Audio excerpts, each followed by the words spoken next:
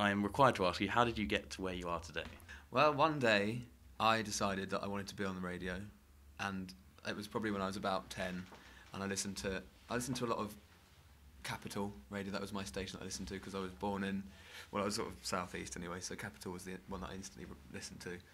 So it was, I listened to a lot of it and then thought, I'd like to do this as a job one day, because if these people on the radio are doing it as a job and getting paid and that's what they do, then I'd like to do that. So the next step for me to do was to go to hospital radio, and did a bit of that during my school years and stuff. And I think probably when I was doing in the 4th year maybe or something, I started doing that perhaps. I don't know. How old are you then? 14, 15? About that old. And I went to hospital radio and did a few bits for them and just sort of loved it. And then did the usual stuff of doing shows in your bedroom and being a geek and all that kind of stuff in your bedroom and all that kind of thing. And then when I went to university, that was the next step, because I did student radio and then did a hell of a lot of that, concentrated 3 years, worked that pretty much, and my degree kind of fell by the wayside, but whatever. So I did that for 3 years, and I became station manager, did all sorts of things, music team and head of daytime programmes and all that kind of thing. But the link to Radio 1 came about because of the Student Radio Awards, and I won that in my first year at uni, and part of the prize was to do like an hour's show on Radio 1, so that's where the link came about between me and Radio 1. So during the next couple of years at uni, I decided to pursue the radio stuff. I did so much experience at BBC Norfolk, which was amazing, sort of going there on Saturday mornings and reading out the texts on their football show, Canary Call. So it was me reading out the post-match texts from the listeners, and we was robbed, Nigel Worthington's a arse, all that kind of stuff. So that was what I did for pretty much the 3 years I was there every Saturday. Or every Saturday and I could be bothered to get out of bed and do it.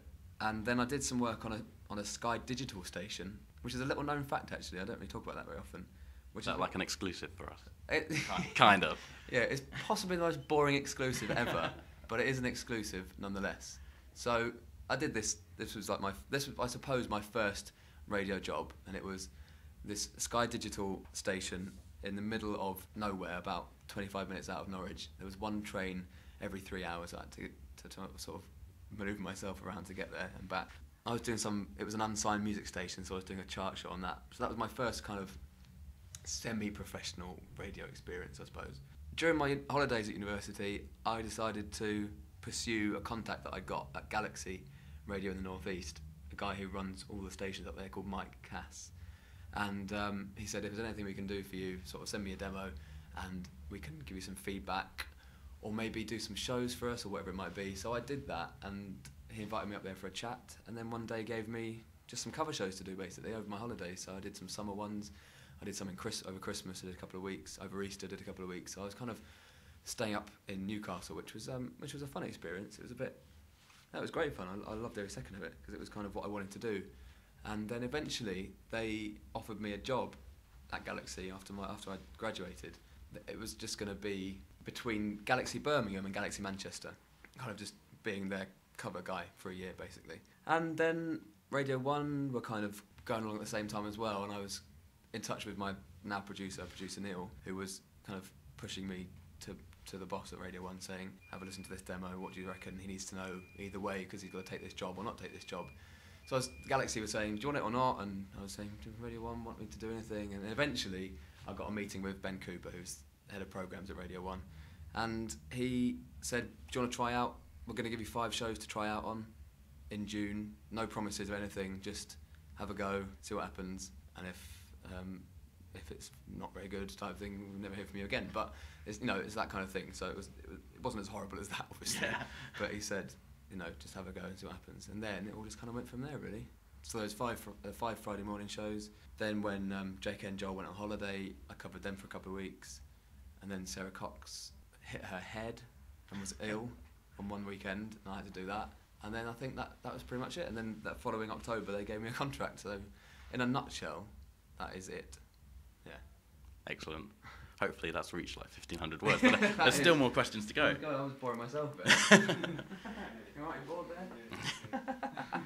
So what does being a presenter entail? What sort of things do you have to do for your show? I don't know, really. I think it's basically the job never stops, I think. Which I like the aspect of it, because I never stop thinking about it.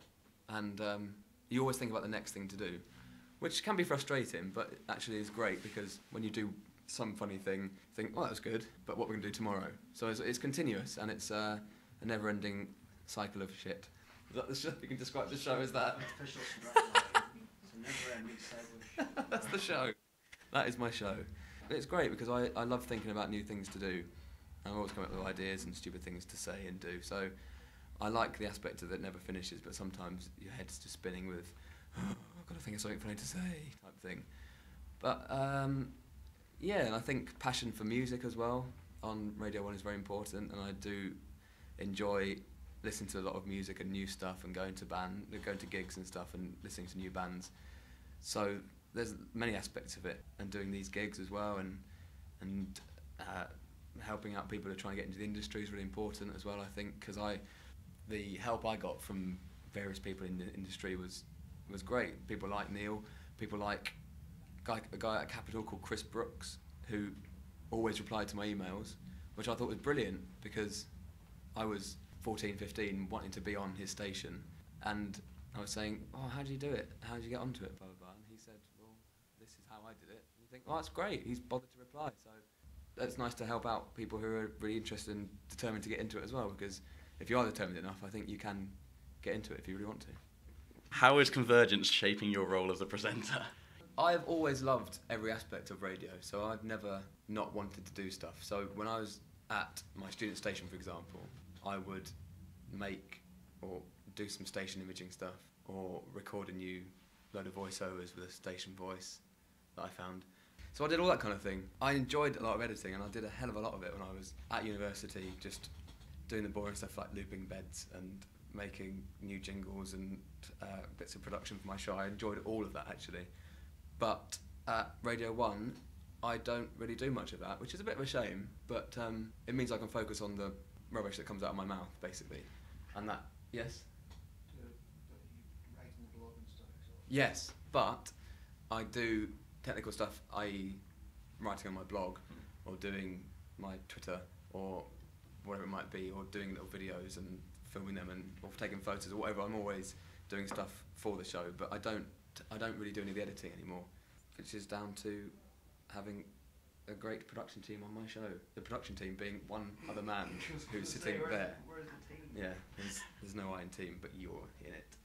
Yeah, I mean, it's at Radio 1. There's a lot of, I won't say a lot, but I mean there's extra help, which is fantastic because it means that you get an extra person to bounce an idea off, and you get someone's second opinion to go, yeah, that idea's okay, but how about we do it this way, and we could use this production, for example. So I still mess around with editing stuff and fiddling about, doing useless, pointless things, but I don't really do it for work, really.